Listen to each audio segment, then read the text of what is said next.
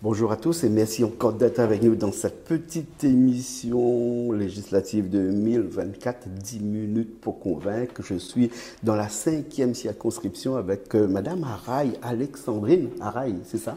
Bonjour Jean-Claude, bonjour La Réunion, merci de donner à moi la parole. Alexandrine Duchman-Araï. Duchman-Araï, hein? Sans étiquette. Sans étiquette. Sans étiquette et un choix de partir dans les élections là sans étiquette. Hein? Oui, pour garder ma liberté d'agir, oui. ma liberté de parler. Voilà. Et on disait moi tout à l'heure, on a parlé qu'un sans étiquette, c'est bien parce que je reprends le programme, hein, parce que tout le monde a trop de programme, et on a décidé de ne pas faire le programme. Pourquoi? Déjà, faire un programme en 15 jours, enfin même pas 15 jours, puisque dans les boîtes aux lettres, on peut trouver autant de catalogues. Quand on parle de pouvoir d'achat, et c'est de l'insolence quand même d'avoir mettre autant de moyens en 15 jours, de moyens financiers, et de vouloir nous donner des leçons sur le pouvoir d'achat. Donc oui, pas de programme. Un député à l'Assemblée nationale, il va proposer...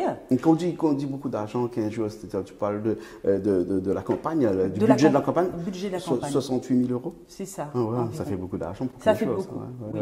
Quand on retrouve dans tous les programmes qu'on veut nous parler de pouvoir d'achat, donc pour moi, c'est possibilité d'achat, pas pouvoir d'achat. Donc ça reste possibilité, ça reste loin, on regarde loin.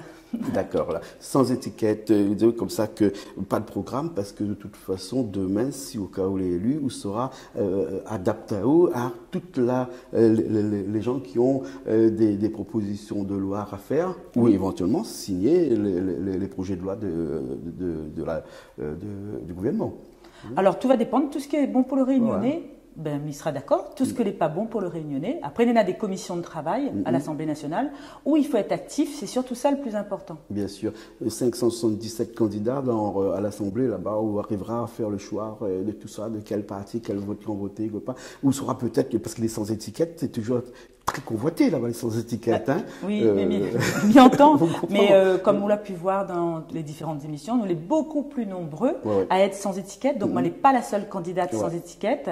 Donc, parce que ce sont aussi des gens... Entre 10 et 12% là, actuellement, des sans étiquette dans ces c'est pas qu'un phénomène local, c'est hexagonal aussi.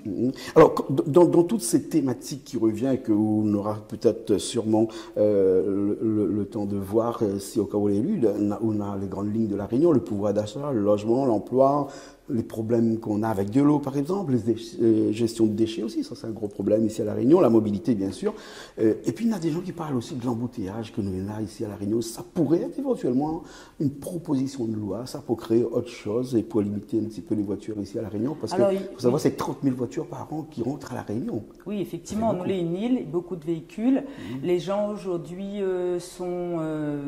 je dirais pas individualistes, mais ils sont tout seuls dans une voiture et effectivement, le covoiturage commence à arriver et on arrive à saturation en fait au niveau de la circulation. C'est un état d'esprit, il faudra faire rentrer ça dans le temps. Et puis de toute façon, c'est à nous de changer la société, à faire évoluer les mentalités et à vivre, peut-être à reprendre les transports en commun, à marcher, faire du vélo comme nous de bonne gramoune longtemps.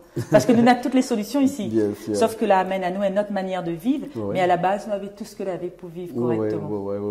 On a un petit mot qu'on a dit que m'a trouvé par là en fouillant un petit peu sur et que l'interpelle à moi m'a dit tout à l'heure que m'aime bien, hein, parce que nous qui sommes musiciens, on a des instruments de musique, tel le son du rouleur, nous entendons le grondement de la population. Compare le son du rouleur au grondement de la population réunionnaise. Oui, mais expliquez-vous pourquoi. Moi, je suis ici de la classe sociale la plus basse, comme bon peu de Réunionnais, et moi, les nés, m'a grandi Saint-Benoît-Beaulieu. La chanson du roi Caf. Et donc, pour moi, le son du rouleur, c'est le cri du cœur et que m'y entend, parce que au-delà de cette saison politique législative, mais elle est très active dans le milieu associatif, culturel et artistique. Donc, m'y vit avec de monde et m'y entend tout ça là, m'y entend le grondement depuis un petit moment. Et le son du rouleur, c'est le son du cœur, c'est le son créole. Et c'est le mot qui est adéquat, en tout cas pour moi, d'utiliser. C'est ce son-là qui permet à Aude d'être candidate dans cette circonscription législative 2024. Là. Toute l'injustice, mais elle est engagée à soutenir aussi les salariés, puisque m'y fait du syndicalisme, comme bon nombre de Réunionnais, à la protection du personnel. Et donc, oui. Saint-Benoît, c'est cette 5e circonscription est une grande circonscription qui regroupe beaucoup de villes. On a Saint-André, on a Saint-Benoît, on a Sainte-Rose, on a Salazie, on a la plaine des Palmistes, j'oublie peut-être, mais comment faire campagne en 15 jours et en sillonnant toutes les rues pour essayer d'aller faire de la proximité, hein? Ou bien sinon on a décidé de ne pas en faire de la proximité, de utiliser un autre moyen, comment? Alors, c'est une très bonne question, Jean-Claude. Le redécoupage de la 5e circonscription l'a été fait, comme tous les autres redécoupages, pour les grands partis, pour les maires en place, pour être soutenus, et surtout pas pour ce qu'on appelle des petits candidats comme nous, mais des grands hommes et des grandes femmes qui ont le courage de vouloir défendre notre pays. C'est très difficile en 15 jours, bien sûr, parce que nous n'avons pas les mêmes moyens financiers, techniques, de pouvoir... moi, je me trouve regrettable que je n'ai parti qu'une seule fois à Saint-Philippe, mais les Saint-Benoît. Je n'ai pas Sainte-Rose aussi, le week-end dernier, où on a eu l'occasion d'aller voir une brocante, que je trouve que c'est un phénomène social qui parle beaucoup, puisqu'on voit que la population a des difficultés, donc revendre, c'est du troc, et c'est un phénomène social très intéressant et qui parle.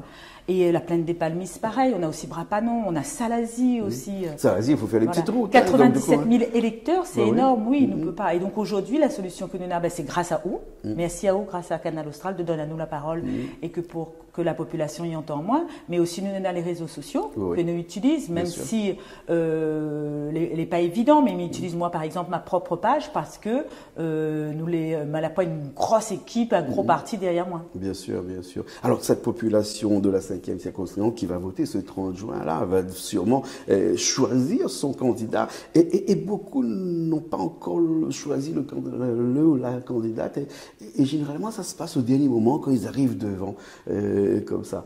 Mais si on a un petit mot à dire à ces personnes-là, un petit mot qui peut-être les fera changer d'avis non pas le jour de l'élection mais un petit peu avant, quelques jours avant, la caméra est là-bas, si vous avez un petit mot pour dire ça, eh ben, il laisse ça vous dire ça. Tout de monde, si vous êtes déçus comme moi de la politique menée depuis longtemps la Réunion et que vous en avez encore l'espoir, la détermination de voir le meilleur pour la Réunion, ben vote pour moi. Ok. Et dans cette 5e circonscription, où sans avoir des concurrents un petit peu difficiles, je pense, parce que là, il y a un député sortant, hein, Jean-Luc Rattenon aussi, qui est sur cette 5e circonscription. Il y a quelques gros ténors, hein, des personnes qui sont soutenues par un groupement de maires et de la population, de gauche par exemple, hein, mais parlant. Hein, et comment on place ça là-dedans? Alors, mais là, en concurrence avec personne, mais les sec Millet et Millet aussi la voix de toutes les personnes en fait que les déçus, qu'elle est dans le silence et les incompris. Et ça c'est une détermination que moi j'ai. Mais elle n'est pas en concurrence, Millet présente à moi devant haut, comme dans ma campagne, cette Millet en fait, mais elle n'a pas redessiné à moi en fait. Il reste Alexandrine. La même Alexandrine, que de monde l'a connue avant, que Millet aujourd'hui et que m'y sera encore demain, parce que Millet est engagé depuis des années, comme m'y dit toujours, et m'y sera toujours engagé auprès de toutes les personnes qui souffrent d'injustice et de chantage. Bien sûr. Dans la 5e circonscription, les gens ne vont pas voter, hein, peut-être parce que c'est le phénomène des écarts, hein, des gens qui n'habitent pas forcément en ville et qui sont un petit peu loin, qui décident d'aller pas voter, on appelle ça les abstentionnistes. On a un petit mot à dire à ces abstentionnistes-là? Alors, ce sont des personnes qui aujourd'hui ne retrouvent plus l'utilité d'aller voter, parce que c'est toujours des déceptions, ou on retrouve plusieurs raisons, hein, vote sanction, ne plus être d'accord avec les personnes en place, impossibilité de se déplacer, manque de moyens, ça ne lui apporte rien. Sauf qu'à ces gens-là, me dit toujours avec de monde, quand ils sortent des autres cases, ou même quand ils sont des autres cases, tout ce qui entoure à nous, tout ce qui est dans notre case, c'est le politique qui décide. Le prix de la cantine, les travaux dans la route de notre case, de l'eau, l'électricité, l'hôpital, les retraites, hein, on peut en parler. Là, les jeunes ils passent notre bac, le Parcoursup, les parents en difficulté justement, les jeunes de pouvoir, parce que Malé aussi engagé ça fait plus de 20 ans dans l'éducation, hein, dans une association où m'y accompagne les représentants de parents d'élèves et m'y accompagne les parents dans notre rôle au sein de la communauté éducative. Il nous reste 30 secondes. Hein. Juste pour dire qu'un philosophe a dit un jour que ne pas s'engager, c'est encore s'engager. Pour finir, c'est un vrai engagement. C'est un engagement depuis ma naissance et je pense que ce sera toujours, pas je pense, moi je suis sûre que ce sera toujours comme ça. Et il me dit toujours qu'on fait de la politique, il ne faut surtout pas être, parce que la conscience sans conscience, c'est la ruine de l'âme. D'accord, merci beaucoup. Hein. Merci à vous. Alexandrine Araille. Dushman Araille. Dushman Araille, 5e circonscription. Merci beaucoup. Merci.